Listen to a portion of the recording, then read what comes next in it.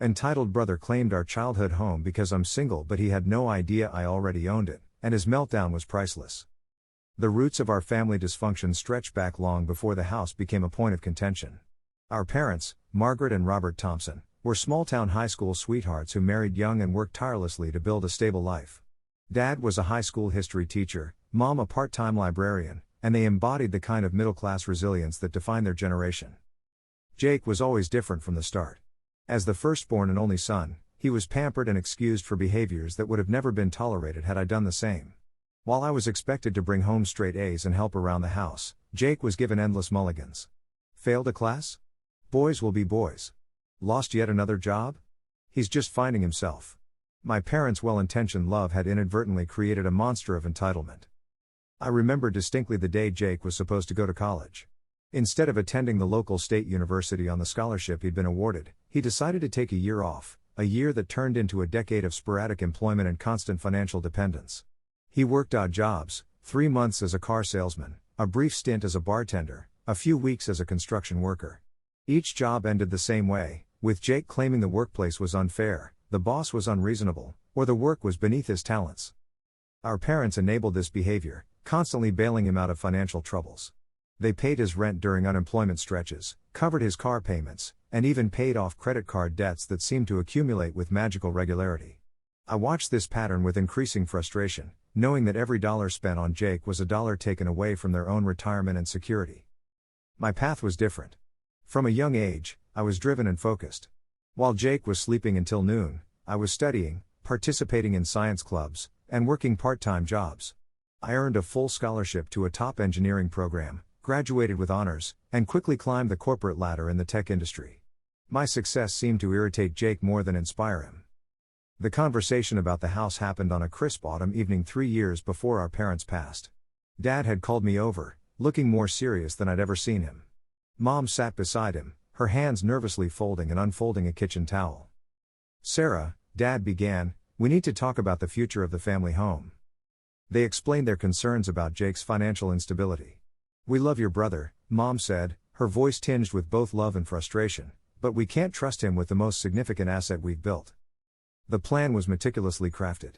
The house would be transferred to my name, but with specific conditions. I was to maintain it, preserve its historical integrity, and ensure it remained a family legacy.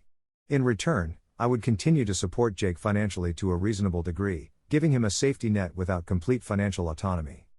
I agreed, understanding the delicate balance we were trying to maintain. The transfer was done quietly, with legal documents drawn up by a family attorney who had known us for decades. Jake remained completely oblivious. When our parents passed, Dad from a sudden heart attack and Mom just 8 months later from grief and declining health, the real drama began to unfold. Jake's sense of entitlement, which had been building for years, reached a crescendo. At the funeral, while I was managing funeral arrangements and legal paperwork, Jake was more concerned about his inheritance. He would make loud, dramatic statements to our extended family. "I'll be taking care of the family home now," he'd declare, as if it was a foregone conclusion. Our extended family knew Jake's history. Aunts and uncles would exchange knowing glances, some offering me sympathetic smiles. They had witnessed Jake's pattern of behavior for years, the constant job hopping, the financial instability, the expectation that someone else would always bail him out. The barbecue where everything came to a head was a carefully orchestrated family gathering. Jake had been particularly insufferable that day, regaling everyone with tales of how he was the responsible one preserving the family legacy. He spoke about maintaining the house as if he was doing everyone a massive favor, completely unaware that his maintenance consisted of minimal effort and maximum complaint. When I revealed the truth about the house's ownership, it was less about revenge and more about finally establishing boundaries. Jake's meltdown was a culmination of years of unchecked entitlement suddenly meeting a brick wall of reality. The legal battle that followed was brief but intense. Jake hired a local lawyer who quickly realized the transfer was legitimate and ironclad. Every attempt to challenge the ownership was met with clear, documented evidence of the property's legal status. What Jake didn't anticipate was the family's response. While he expected sympathy and support, most of our relatives saw the situation for what it was, a grown man throwing a tantrum because he couldn't manipulate the system to his advantage. My husband Michael, a patient and level-headed corporate lawyer, helped manage the entire process. He understood the delicate family dynamics and ensured that everything was handled professionally and legally. 30 days after the confrontation, Jake moved out. His belongings, a mishmash of outdated electronics, unfinished hobby projects, and clothing from various unsuccessful career phases, were packed into a rental truck. The look of defeat on his face was something I would never forget. In the years since, Jake has slowly been forced to grow up. He's held a steady job at a local logistics company, learned to manage his finances more responsibly, and even started attending community college part-time to complete his degree.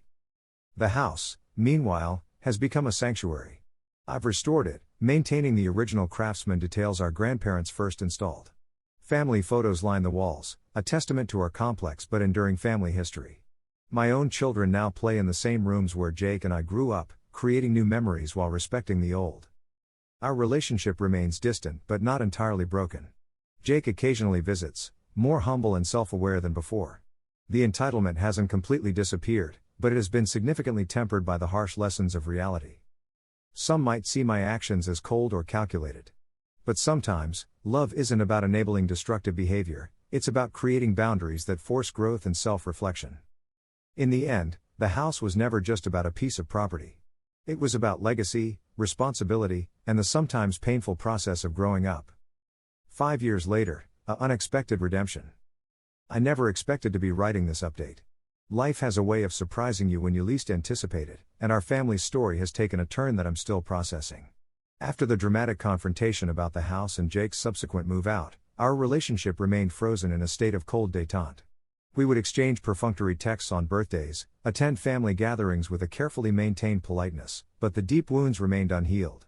I had resigned myself to the idea that Jake and I would forever be strangers connected only by blood and shared childhood memories. Then came the diagnosis that changed everything. Jake was diagnosed with early-onset Parkinson's disease just 2 years after moving out of the family home. The news came like a thunderbolt, reshaping everything we thought we knew about our relationship and our future. When he first called me, his voice was different, stripped of its previous bravado, trembling with a vulnerability I had never heard before. "Sarah," he said, the words coming out slower than usual, "I need help." Those 3 simple words represented a seismic shift in our dynamic. The entitled brother who had always believed he could manipulate his way through life was suddenly facing a challenge that money, charm, or attitude couldn't solve. Medical treatments are expensive, and Jake's job at the logistics company didn't provide comprehensive coverage. His savings, what little he had managed to accumulate, would barely cover the first round of treatments. For the first time, he wasn't asking for a handout, but genuine support. My initial reaction surprised even me. Instead of harboring resentment or maintaining emotional distance, I found myself mobilizing resources. Michael and I discussed the situation extensively. We had a stable financial situation, successful careers, and more importantly, we believed in second chances. We didn't just offer financial support. I began researching Parkinson's treatments, connecting Jake with specialists, and helping him navigate the complex medical system. My background in tech proved unexpectedly useful. I leveraged my professional network to find cutting-edge clinical trials and support groups. Jake's transformation was gradual but profound. The diagnosis forced him to confront years of avoidance and immaturity. He started taking online classes, completed his long-abandoned degree, and began writing a blog about living with early-onset Parkinson's. His writing was raw, honest, and increasingly vulnerable, nothing like the self-aggrandizing stories he used to tell. The family home, the very property that had once been a source of such intense conflict, became a sanctuary of healing. We converted part of the ground floor into an accessible living space for Jake, complete with adaptive technologies and a home office where he could continue writing and working remotely. Our parents, I realized, would have been proud. Their final wish wasn't just about preserving a physical property, but about preserving family, something I understood more deeply now than ever before. Jake's medical journey wasn't just about treatment, but about radical personal transformation. He became an advocate for others with Parkinson's, speaking at conferences, writing extensively about his experiences, and creating a support network that extended far beyond our family. The irony wasn't lost on me. The brother who had once been so self-centered had become someone genuinely committed to helping others. His blog posts about living with Parkinson's went viral, offering hope and practical advice to thousands struggling with similar diagnoses. Our extended family watched this transformation with a mixture of amazement and quiet pride. Aunts and uncles who had witnessed years of Jake's previous behavior now saw a man taking responsibility, showing courage, and rebuilding his life with dignity. Michael, ever the supportive partner, was instrumental in this healing process. He helped modify the house's design, managed complex medical insurance paperwork, and provided emotional support not just to me, but to Jake as well. His compassion knew no boundaries of blood relation. Our children, who had once heard stories about their problematic uncle, now saw a different narrative.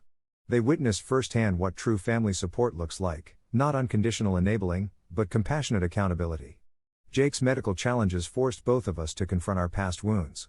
We started seeing a family therapist, working through years of miscommunication, resentment, and unspoken pain. These sessions were never easy, but they were necessary. I was such an entitled jerk, Jake admitted during one particularly emotional session. I took everything for granted, your parents' support, your success, the opportunities I was given. I didn't disagree or offer immediate absolution. Healing isn't about instant forgiveness, but about understanding and gradual reconstruction of trust. Today, the family home stands as a testament to resilience. It's no longer just a piece of property, but a living, breathing symbol of family, complicated, imperfect, but ultimately bound by something deeper than ownership or past grievances. Jake continues his treatments, continues writing, continues fighting. His Parkinson's hasn't defined him. Instead, he's redefined himself in its shadow. He's become a published author, a motivational speaker, and most importantly, a brother I'm genuinely proud of. Our story isn't a fairy tale of instant reconciliation. It's a messy, complicated journey of two siblings learning that family isn't about who owns what, but about showing up when it truly matters. As I write this, Jake is in his home office, working on his next book. The tremors in his hands are a constant reminder of his challenges, but they don't diminish the strength of his spirit.